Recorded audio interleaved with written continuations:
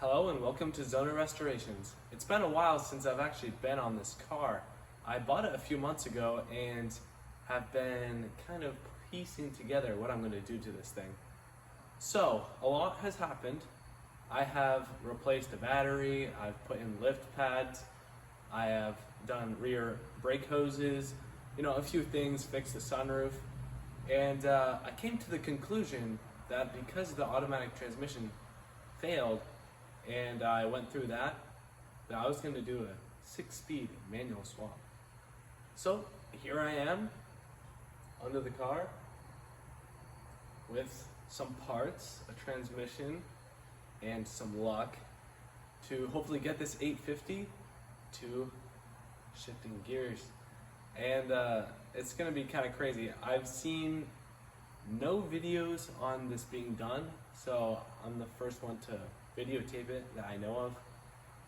It's going to be pretty interesting. There's a lot of modifications that we have to do, and this car being a salvage title, rebuild title, and it being in kind of rough shape, the body's not perfect, stuff has been painted, I figured that keeping it original just doesn't seem like it's going to be the best option here. It's not ever going to be a classic car and a classic collector just because of the condition already. And it's going to be doing this thing a big favor, and it's going to be fun to drive. And I plan on driving this thing, and with the 6-speed from factory, there's a lot of issues with those transmissions. They're really hard to get parts for, have to be rebuilt and such. So using an E46 M3 transmission should be pretty reliable, able to get parts for that or a new transmission if I have to. We're taking it from an SMG, so there's no notches for the gears, as what I'm told. I don't know what this is going to feel like, but I do have a short shifter, and hopefully that will tighten things up a bit. But I'm kind of going in this half blindly. We've got a drive shaft that has to be customized. We have the fact that the transmission isn't even a manual, it's an SMG. A lot of things to do on it, so let's get started. All right, Mr. Automatic Transmission, it's time for you to start bleeding for me, because we need to not get really messy here. Gonna drain out the automatic transmission fluid. That's the first thing we're gonna do. I took out a couple of heat shields and the exhaust, but that's pretty self-explanatory. I'm not gonna go into super huge detail, but when it comes to the tricky parts, I definitely want to shine my light on it so that hopefully some people can get their 8 series into a 6-speed if they want to. There it is. Holy shit. See, brand new fluid. So quite brand new fluid. So we might see a lot of metal in there, but I'm not even gonna take off the tank. So I don't even care at this point. If the transmission's junk or not, I don't give a fuck. So this is the drive shaft that came out of the 8 series. It's a lot different than the E46 one that we have here. So what we're gonna do is take the front and send it out and get it attached to the rear of the 8. So hopefully that can be done, and we'll have a complete drive shaft for the transmission and then the diff on the 8 series. We took out the drive shaft. There's a interesting without a flex disc up there. And then we've got the standard kind of thing going on. Due to the fact that I don't care, I'm not spending any time really to waste. So I just bent these lines back. Of course, if you wanted to keep these for some reason, if you do a manual swap, you're gonna wanna take them out with some caution. But I don't see any need for that. Took out the dipstick and the 2 other lines, draining it out makes less of a mess later. I'm gonna have to undo the shifter, the harness, and everything else. Every transmission is basically the same to come out, so I mean, it's all simple stuff. What's up, fellas? We have a transmission out of the car. I took everything out without really doing a video because that's pretty self-explanatory. Like, every transmission is the same, so there's nothing really different. And I kind of want to make it so that I'm showing you what I did and the differences. So if you want to do it, you can do it. And if you're interested in cars, you can see this modification if it works. You know, we'll see how she goes. So I got the transmission out. I have to take a few more lines out and get all the automatic transmission stuff out of the way. And then I'm gonna be undoing the flywheel and putting on all the clutch stuff, flywheel. And it'll be fun. Transmission up today and maybe get it mounted if things line up. So, yeah. It appears that we used the original flywheel and put this on top of it to kind of extend into, you know, two flywheel pieces coming together. There are no instructions on this, but this seems like the only way that this can be done because, you know, the starter needs to go, and this kind of has a dowel that goes inside. It's pretty cool. Gonna get this on, bolt that down, and then I should be able to get to the bolts for this just fine. I want to get this in place just so that the flywheel doesn't accidentally drop or something, and make sure it actually fits in with the new bolts and stuff.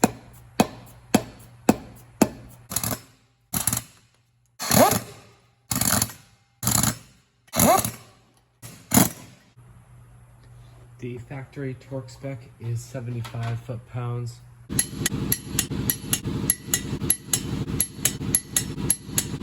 So after some serious trial and error, the first plate is on correctly. I still have to torque it down, but the starter, I had to grind out that area because it was not big enough. So beware of that if you buy this kit. It might not fit exactly, and I wasn't gonna try and take out the starter because it's perfectly lined up right now anyways. So I didn't wanna mess anything up here, but she looks pretty. I'm pretty sure how this is gonna work is whatever holes I can get through, I put on here, and then I put the transmission up, and then put the rest of the bolts in. I'm assuming so because of these, but you know, trial and error. All right, so I'm putting in the clutch now. I know how to do that. It's pretty self-explanatory. Well, who knows? This project's taking a little bit longer to get the clutch and tranny up and going due to the fact of things not fitting, not knowing what the bolts are. There's probably like 7 different style bolts, at least 7 different ones. And I'm just trying to figure out where they go because there's some holes that I don't think we're gonna be using in the adapter plate because it's supposed to be adapted to a few different transmissions. In the slide tool, the clutch alignment tool, I took out of a set that I had because the kit didn't come with one, which was very surprising. Looks good. Here we have the mighty transmission from the E46. Got a few things we want to do. Put the fork on, throw a bearing, and put this adapter plate on. I already cleaned it up pretty well. I'm just gonna get the dust out of it. Should go up just fine. It's really not that difficult. Just kind of have to go through each system. And if you forget something, order it, find out later. So we're piecing a lot of things together, so we need to make sure all of it holds at the same time, like sawing to another thing, and I think it's looking like it's doing that job, so that's pretty solid. That's cool. That's just straight up cool. All right, transmission is ready to go in. Here's what it looks like from the back. It's a pretty cute tranny. Before it goes in though, I want to take out the shift linkage stuff. I mean, it's not linkage at this point, but it will turn into linkage. Just the shifter and the cable, just to get it out of the way before we make more, you know, compact quarters. It's so nice. I just got scared out of my mind. Holy crap. so big.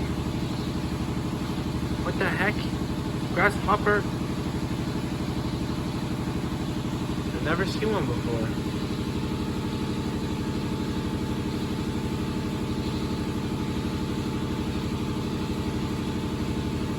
Creepy. So we got our Ozium. Trying to get rid of the weird smells out of this car. So here's our shifter. Got a lot of things in the way. If I can take them out, I will. There's a lot of fragile parts on these types of shifters. And they don't like to be messed with very much.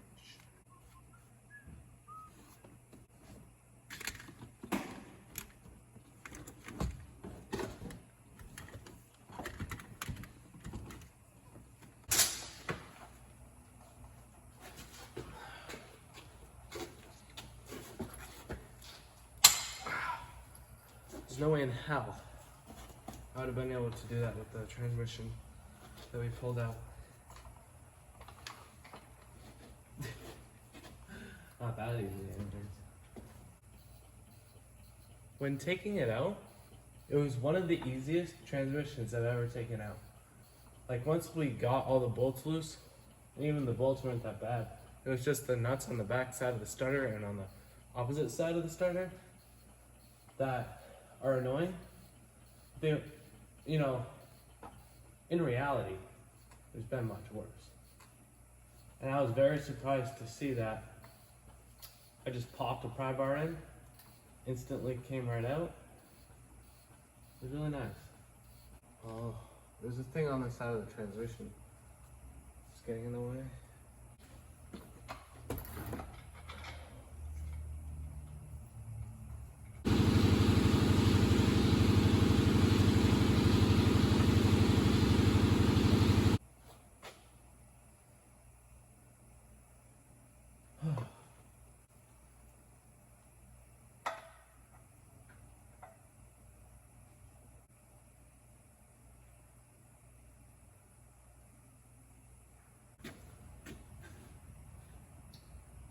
So it looks like there's a couple different options on the way this gets rotated.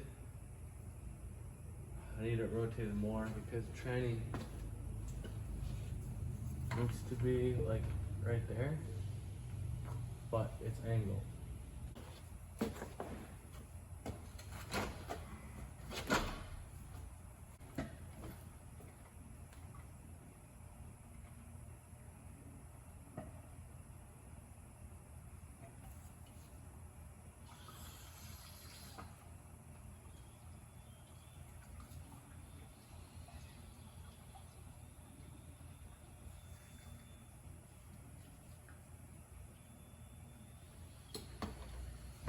So what I'm talking about is, right here there's like 3 different spots for it, another spot there. I don't know, it has this line up, so that's why I thought that was correct. And this lines up. But the starter is in the way of this transmission being in there.